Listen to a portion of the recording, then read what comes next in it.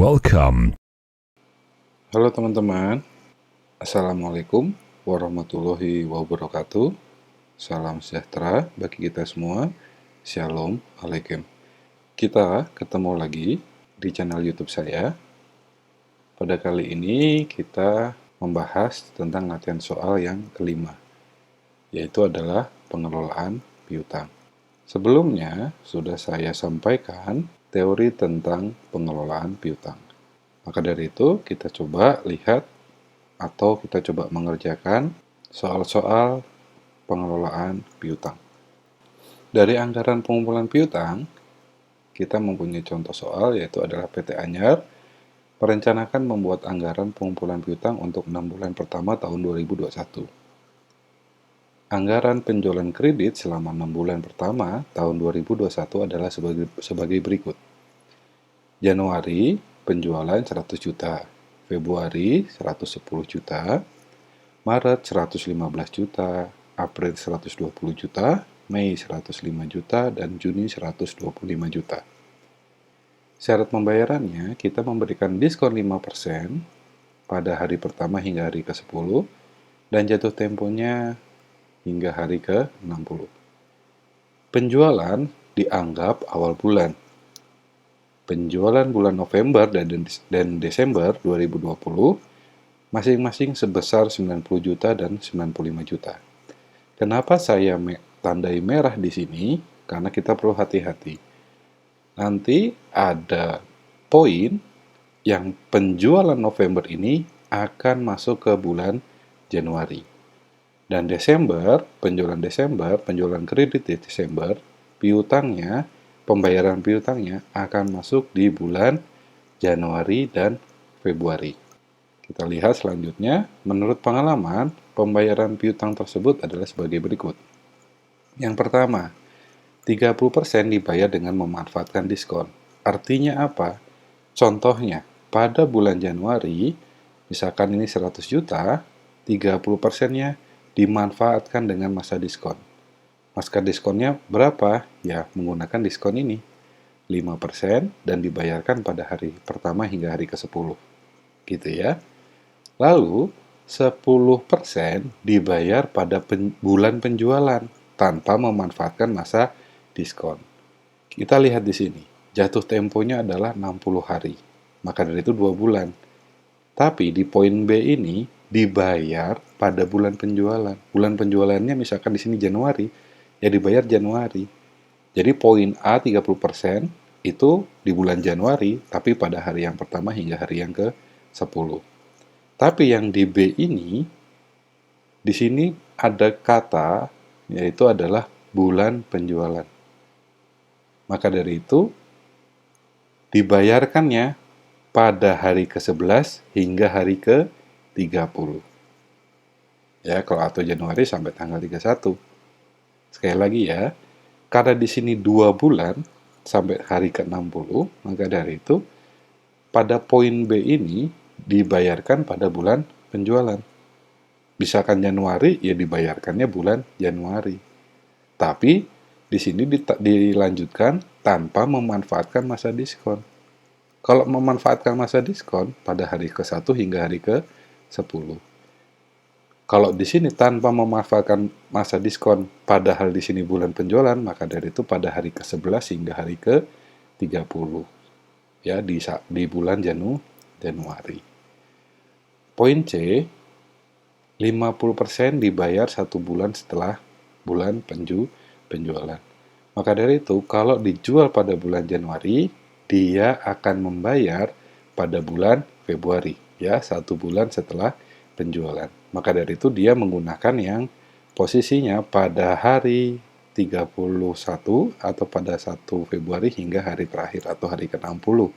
50% dibayar 1 bulan setelah bulan penjualan. Sekali lagi ya, kalau bulan penjualannya Januari, maka dari itu 50% ini dibayar pada bulan Februari, 1 bulan setelah bulan penjualan. Nah, terakhir itu poin D, 10% dibayar 2 bulan setelah bulan penjualan. Maka dari itu, 2 bulan setelah penjualan, contohnya misalkan Januari, maka dari itu dibayar 2 2 bulan, yaitu pada bulan Februari dan bulan Maret. Maka dari itu, yang poin D, kalau misalkan ini Januari, itu dibayar 2 bulan. Maka dari itu di bulan Maret. Jadi Januari, 1 bulannya Februari, 2 bulannya adalah Maret. Jadi dibayarkan pada bulan Maret. Maka, sekali lagi saya ulangi, poin A dibayar pada bulan Januari, poin B dibayar pada bulan Januari, poin C dibayar pada bulan Februari, dan poin D dibayar pada bulan Maret. Maka dari itu, kenapa tadi saya sebutkan November ini ada di bulan Januari, penerimaannya begini. Ini dibayar pada bulan November, poin A, pada manfaat masa diskon. Yang poin B, bulan penjualan juga berarti di bulan November. 50% dibayar 1 bulan setelah bulan penjualan, maka dari itu 1 bulannya adalah bulan Desember. Nah, Januari itu ada di poin D, dibayar 2 bulan setelah bulan penjualan, berarti 2 bulan dari November adalah November, Desember, Januari. Maka dari itu, nanti di perhitungan piutang di bulan November, ya, pada bulan November, itu ada piutang yang akan dibayar pada bulan Januari. Ya, kondisi bulan November akan ada pembayaran di bulan Januari. Jadi perlu diingat, November ada di pembayaran di bulan Januari. Nah, kenapa Desember tadi saya bilang ada di pembayaran di bulan Januari dan Februari? Karena di poin C, 50% dibayar 1 bulan setelah bulan penjualan. 1 bulan setelah bulan penjualan Desember, yaitu bulan Januari. Ya, jadi 50% pada saat bulan Desember. Contohnya misalkan Desember dia 95 juta. Maka dari itu, 50% dibayar 1 bulan setelah bulan penjualan, yaitu di bulan Januari, pembayarannya berapa? 47.500.000. Untuk yang Desember, itu akan dibayarkan pada bulan Februari itu pada poin D. 10% dibayar 2 bulan setelah bulan penjualan. 2 bulan setelah bulan Desember yaitu adalah Januari dan Februari. Ya. Sekali lagi, pembayaran Desember, kondisi Desember 2020 akan ada masuk pembayaran piutang bulan Februari, yaitu di poin D. 10% dibayar 2 bulan setelah bulan penjualan. 2 bulan setelah Desember adalah Februari. Begitu ya teman-teman ya. Perlu diingat ini semua. Oke, kita coba melakukan penyelesaian. Dari contoh soal tersebut, perlu dihitung besarnya penerimaan kas dari piutang tersebut. Misalnya untuk bulan Januari, berapa yang diterima bulan Januari? Berapa yang diterima bulan Februari, dan berapa yang diterima bulan Maret. Pada penjualan bulan Januari 2021, tersebut akan diterima bulan Januari sebesar 30%, yaitu adalah poin A tadi di sini ya, tapi dengan memanfaatkan masa diskon. Diskonnya berapa? 5%. Ya, poin A. Dan 10% itu diterima di poin B, tapi dibayar pada saat bulan penjualan tanpa memanfaatkan masa diskon. Selanjutnya, pada kondisi bulan Januari, penjualan bulan Januari diterima bulan Februari itu 50%, itu poin C. Dan yang diterima bulan Maret 2 bulan setelah masa penjualan yaitu adalah 10%, yaitu poin D. Dengan demikian dapat dihitung penjualan bulan Januari 2021 adalah 100 juta. Diterima di bulan Januari, ini poin A ya. 30% dikali 100 juta, yaitu adalah 30 juta. Ya, 30% dikali penjualan, 30 juta. Tapi Pak, di sini kan dapat diskon 5%. Oke, diskonnya 5% dari 30 juta ya, bukan dari 100 juta. Karena yang membayar di bulan Januari dengan memanfaatkan diskon hanya 30%. Maka dari itu diskonnya ya dikalikan 30 juta, bukan 100 juta. Yang 70 jutanya kan belum membayar. Ya, jadi yang hanya mendapatkan diskon ini yang membayar 30%-nya, yaitu 30 jutanya. Diskonnya berapa? 1.500.000. Maka dari itu penerimaan di bulan Januari pada poin A yaitu sebesar 28.500.000. Dapat dari mana? 30 juta dikurangi 1.500.000. Yuk pada poin B kita lanjutkan. 10%, tapi tidak memanfaatkan masa diskon. Maka dari itu di sini tidak ada diskon. Ya, hanya 10% dikalikan 100 juta, penjualannya ya 100 juta ya. Jadi ada yang membayar 10% tapi tidak memanfaatkan masa diskon. Jadi berapa? 10 juta. Diterima di bulan Januari pada kondisi penjualan 2021 yaitu sebesar 38.500.000. Dapat dari mana ini? Total dari poin A dan poin B. 28.500 ditambah 10.000 yaitu 38.500.000. Lalu, diterima di bulan Februari yaitu poin C adalah 50% dikali 100 juta. Ada yang membayar 50% 1 bulan setelah bulan penjualan. 1 bulan setelah bulan penjualan Januari yaitu adalah Februari, yaitu membayar 50%. Yaitu sebesar 50 juta. 50% dikali 100 juta yaitu adalah 50 juta. Yang diterima bulan Februari 50 juta. Selanjutnya poin D.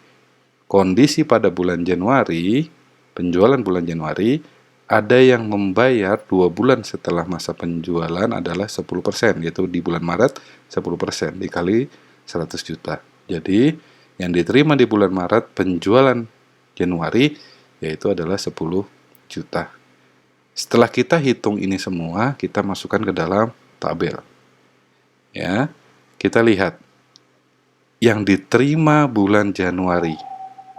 Kok di sini ada 9 juta, Pak? Ini dapat dari mana? Yaitu tadi kita lihat ada 10% dibayar 2 bulan setelah bulan penjualan. Ingat yang tadi saya katakan bahwa November di sini pada A poin B di situ dibayar pada bulan November. Poin C dibayar pada bulan 1 bulan setelah penjualan adalah Desember. 2 bulan ya, November ini 2 bulannya adalah bulan Januari. Dibayarnya berapa? 10%. Maka dari itu 10% dari 90 juta adalah 9 juta. Yang tadi saya sudah sampaikan bahwa Desember akan kondisi Desember akan diterima pembayaran pada bulan Januari yaitu sebesar 50%. 50% dari 95 juta adalah 47.500.000 ya. Oke, coba saya kembalikan lagi. Desember penjualannya 95 juta. Poin A, poin B dibayarkan pada bulan Desember. Poin C dibayar 1 bulan, berarti 1 bulan setelah Desember adalah Januari. Ya, maka dari itu 50% diterima Januari, lah poin D ini dibayar pada bulan Februari. 2 bulan setelah penjualan Desember adalah bulan Februari. Ya, di C ini poin C dibayar Januari, poin D dibayar bulan Februari. Oke, Januari 9 juta pembayaran November. Ya, Desember pembayarannya pada bulan Januari 47,5, 38.500 tadi yang ini nih. Nih, diterima pada bulan Januari itu 38.500. Ya, kita masukkan semua ini. Totalnya adalah 95 juta rupiah. Gitu ya teman-teman ya. Oke, kita lanjut ke Februari. Pak, ini Desember, kok ada kondisi Desember kok ada diterima di bulan Februari 9.500. Yaitu yang tadi saya katakan. 95 juta kan Desember, pada poin D 10% dibayar 2 bulan setelah bulan penjualan. Maka dari itu 10%-nya adalah 9.500 ya, 9.500.000. Nah, masukkan ke dalam sini. Lalu pada bulan Januari, kondisi Januari, kenapa ada diterima 50.000? Tadi yang di sini, diterima Februari 50 juta. Gitu ya teman-teman ya. Nah, 42.350 itu dapat dari mana? Misalkan kalau di sini diganti penjualan Februari 2021 yaitu sebesar 110 juta. 110 juta dikalikan 30%, diberikan diskon 5%. Ya, terus habis itu yang poin B nih, 10% di luar manfaat diskon, tapi masih di dalam bulan penjualan. Totalnya kalau dihitung yaitu 42.350. Untuk selanjutnya, di bulan Maret juga sama. Ini ada pembayaran poin D. Poin D ini pada Januari dibayar 2 bulan setelah masa penjualan, maka dari itu 2 bulannya adalah bulan Maret. Di sini bulan Maret 10% dari 100 juta yaitu adalah 10 juta.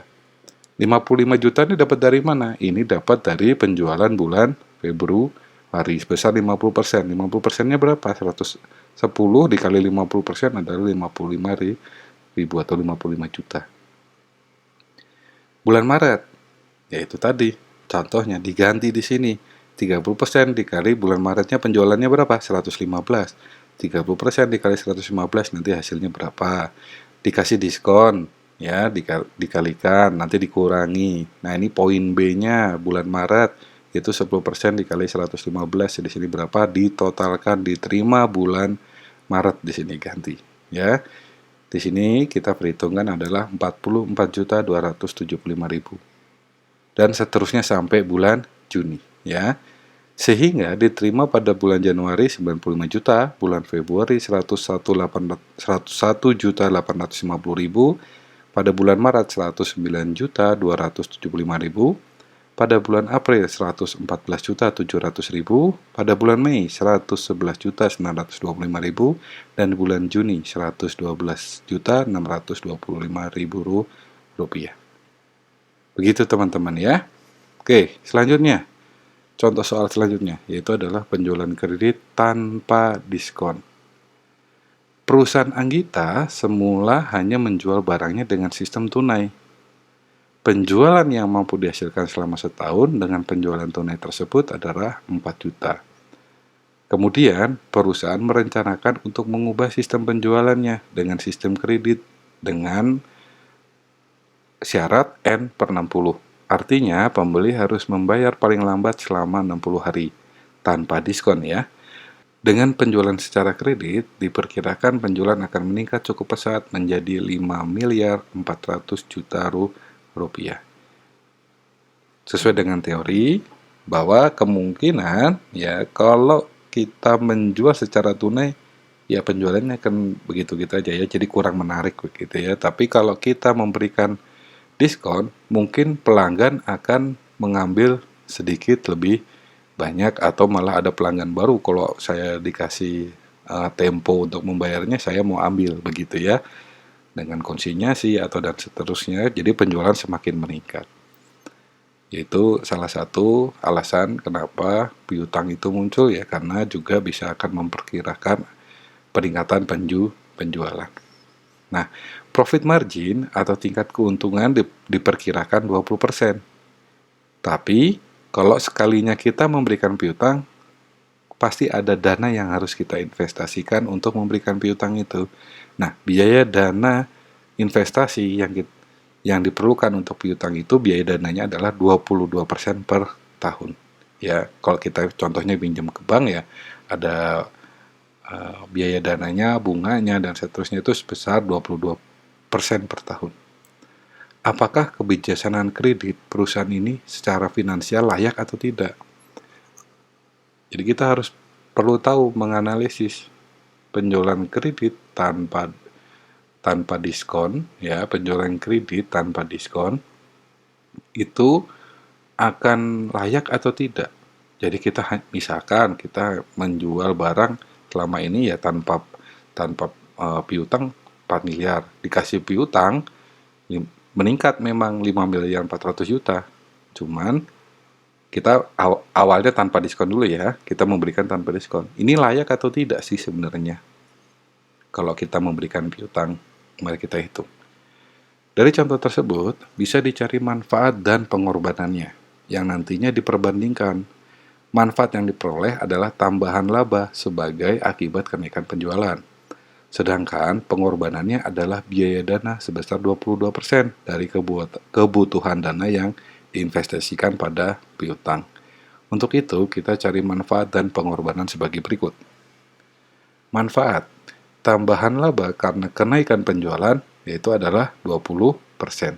20% dikalikan berapa peningkatannya?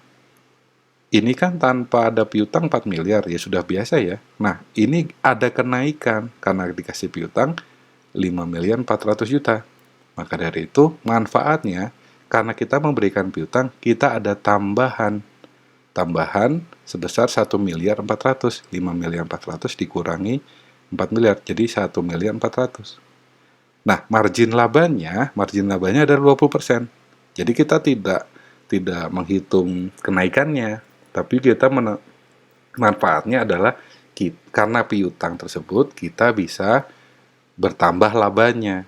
Bertambah labanya karena dari penjualannya. Penjualannya ada kelebihan 1 miliar 400. Labanya berapa manfaat yang kita terima? Karena adanya piutang tadi, kita berikan piutang, kita ada tambahan margin laba sebesar 280 juta rupiah. Nah, pengorbanannya, perputaran piutangnya itu adalah 360 hari dalam setahun. Jatuh temponya kan tadi 60 ya. Ini coba kita lihat. Di sini jatuh temponya kan ada 60 hari. Paling lambat selama 60 hari. Kita lihat di sini. Perputaran piutangnya 360 dalam 1 tahun dibagi 60 yaitu adalah 6 kali perputaran piutang.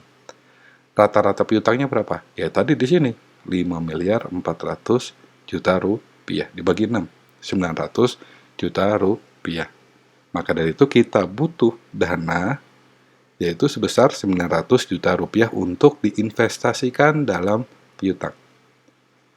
Tadi kan ada biaya dananya. Ya, maka dari itu kita perlu tahu berapa sih sebenarnya yang kita butuhkan.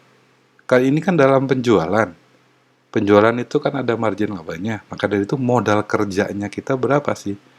Modal kerjanya kita kan ini profit 20%. Berarti modal kerja kita adalah 80%. Kita hitung 80% dari 900 juta ini berapa? 720 juta. Dana bersih yang kita butuhkan untuk investasi dalam piutang untuk modal kerja itu adalah 720 juta rupiah. Nah, biaya dananya berapa? 22%. 22% dikali berapa? Bukan dikali 900 juta. 900 juta kan ada margin labanya di sini. Ya.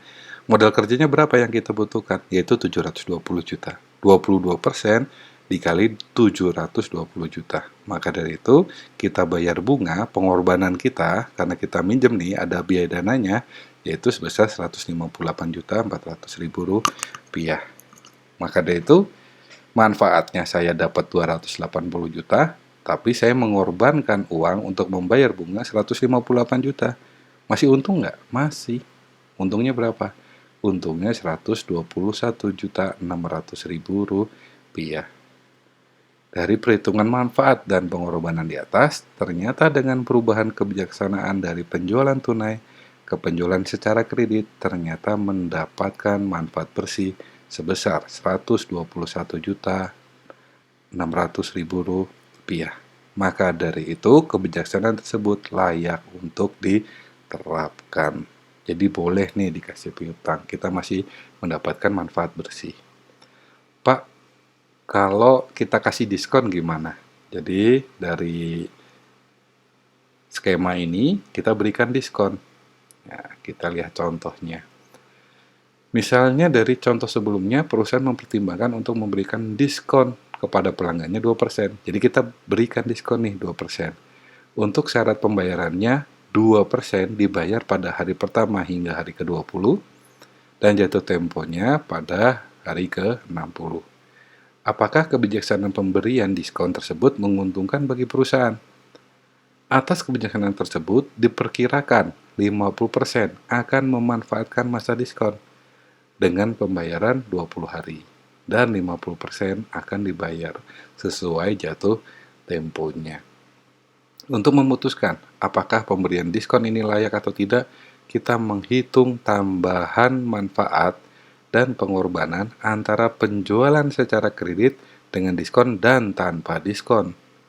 Tambahan manfaat atas penjualan dengan diskon adalahnya penurunan biaya dana akibat turunnya investasi pada piutang. Sedangkan pengorbanannya berupa diskon yang diberikan kepada pelanggan. Perhitungan manfaat dan pengorbanannya akan nampak sebagai berikut nih. Manfaatnya, rata-rata pembayaran piutang itu kan 50% akan memanfaatkan masa diskon dan 50% dibayar sesuai jatuh temponya. Rata-rata pembayaran piutang adalah 0,5 dikali 20 ditambah 0,5 dikali 60. 20 tuh 20 hari di sini ya, dan 60 itu adalah jatuh temponya 60 hari. Maka dari itu 40 hari rata-rata dalam pembayaran piutang. Kita hitung perputaran piutangnya. 360 hari dalam 1 tahun dibagi 40 sama dengan 9 kali. Rata-rata piutangnya berapa? Yaitu 5.400.000.000 dibagi 9, yaitu sebesar 600 juta rupiah. Investasi pada piutangnya, modal kerjanya, ya kita hitung. Di sini kan ada marginnya, margin 20%. Mari kita hitung modal kerjanya. Modal kerja yang kita butuhkan adalah 480 juta. Nah, penurunan biaya dananya kan tadi kita harusnya minjemnya 720 juta di sini. Nah, kita pinjam 720 juta. Tapi karena turunnya investasi, biaya dana investasi, ya kita yang harusnya 720, ya kita cuma minjem 480. Jadi penurunan biaya dananya berapa? 22% dikali 720 juta dikurangi 480. Tadi tanpa diskon, kita harus minjemnya 720. Tapi karena ada diskonnya ini, kita hanya minjemnya 480. Maka dari itu manfaatnya kita menghemat 22% dari selisihnya ini. Maka dari itu, penurunan biaya dananya Rp52.800.000. Yuk, lihat pengorbanannya. Kan diberikan diskon 2%, ya, diberikan diskon 2%. Diskon yang diberikannya 2% dari 5.400.000.000 rupiah. Maka dari itu sebesar 108 juta rupiah.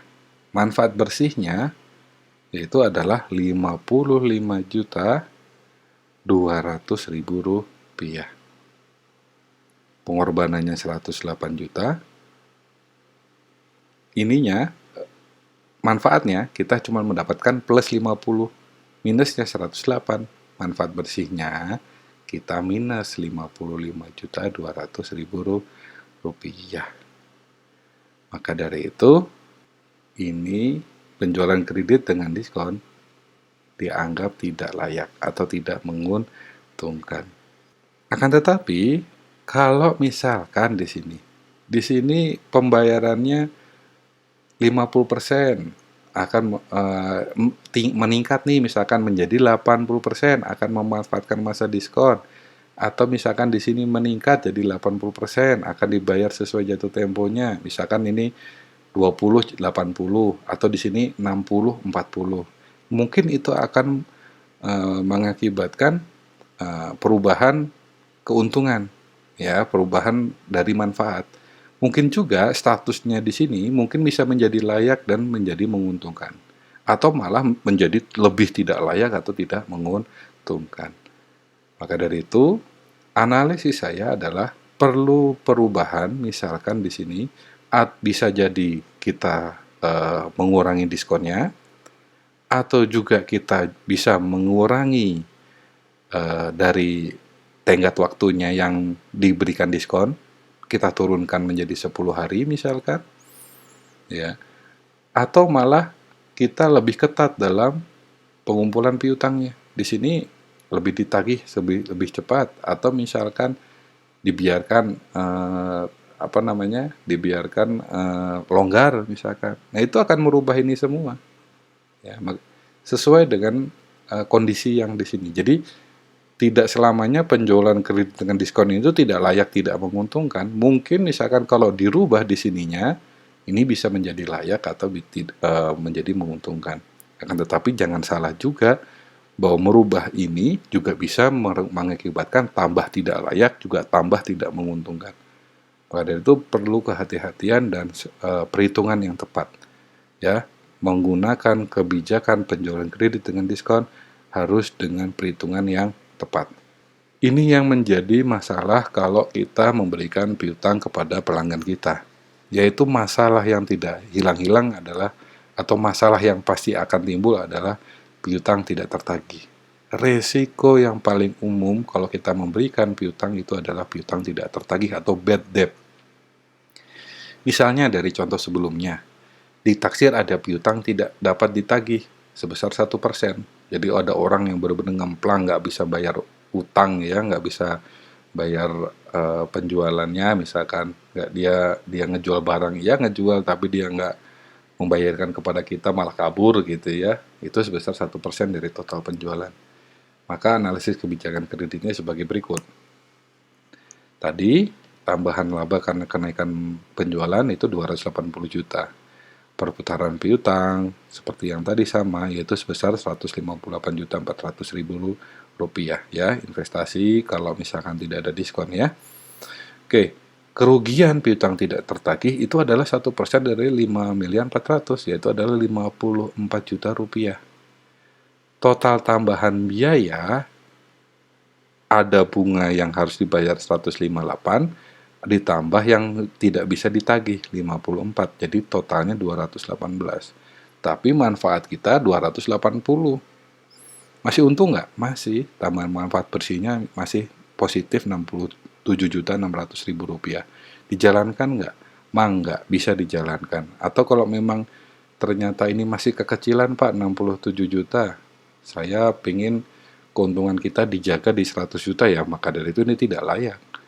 Tapi kalau kalian mengatakan bahwa oke Pak, lumayan nih 67.600.000 masih untung lah, yaudah kita jalankan kebijakan kita memberikan piutang, mangga silahkan ya. Ya, jadi ternyata apabila penjualan secara kredit tersebut ada sebagian yang tidak bisa ditagih, bad debt gitu ya, masih mendapatkan tambahan manfaat bersih sebesar 67.600.000 rupiah. Artinya kebijaksanaan kredit bisa dijalankan sesuai dengan skema dari perusahaan. Kalau dia perusahaannya mempunyai skema menjaga keuntungannya, manfaat bersihnya karena piutang itu 100 juta, ya ini tidak bisa dijalankan. Tapi kalau menurut kalian 67.600.000 masih lumayan, masih bisa dijalankan, masih bisa diterima, ya dijalankan. Begitu ya teman-teman. Cukup sekian latihan soal pengelolaan piutang pada kali ini. Saya ucapkan terima kasih telah menonton channel YouTube saya. Pesan saya masih sama, stay safe, ya. Jauhi kerumunan, jaga jarak. Ya, kita cari aman ya di dalam masa pandemi ini. Terus habis itu stay clean. Stay clean ini adalah jaga kebersihan. Jangan lupa mencuci tangan dengan sabun. Kalau nggak pakai hand sanitizer. Ya untuk berjaga-jaga ya kita bawa hand sanitizer kemana-mana. Ya, jadi setelah megang uang, pegang benda apapun atau objek benda apapun di luar sana yang kita tidak tahu kebersihannya, mari kita biasakan untuk menggunakan hand sanitizer atau mencuci tangan dengan sabun. Terus habis itu, ya setelah dari luar, kalau kalian ingin pulang ke rumah, ya kalian juga harus sayangi keluarga di rumah dengan langsung mandi atau mencuci tangan atau mencuci kaki kalian ya. Kalaupun keramas pun ya keramasi dulu rambut kalian tanpa harus membasuh dengan air. Takutnya kuman-kuman yang ada di rambut kena air terlebih dahulu malah kena ke muka kita, ya kitanya kena juga ya. Jadi sampoin dulu lah rambut kalian sebelum dibasuh ya, dengan sampo, nggak apa-apa rada keset sedikit tapi aman. Setelah itu baru merasa bahwa rambut sudah dibasahi atau kena sampo, ya baru dibilas gitu ya. Oke, yang terakhir adalah stay healthy. Ya, jaga kesehatan kalian. Jaga imun, makan yang cukup, tidur yang cukup, minum vitamin. Kalau misalkan sedikit mulai rada nggak enak badan, ya jangan pergi kemana-mana atau cepat minum obat. Ukur diri kalian, ukur imun kalian dengan selalu menjaga kesehatan kalian. Sekian dari saya. Sekali lagi saya ucapkan terima kasih. Wassalamualaikum warahmatullahi wabarakatuh. Salam sejahtera bagi kita semua. Shalom Alaikum.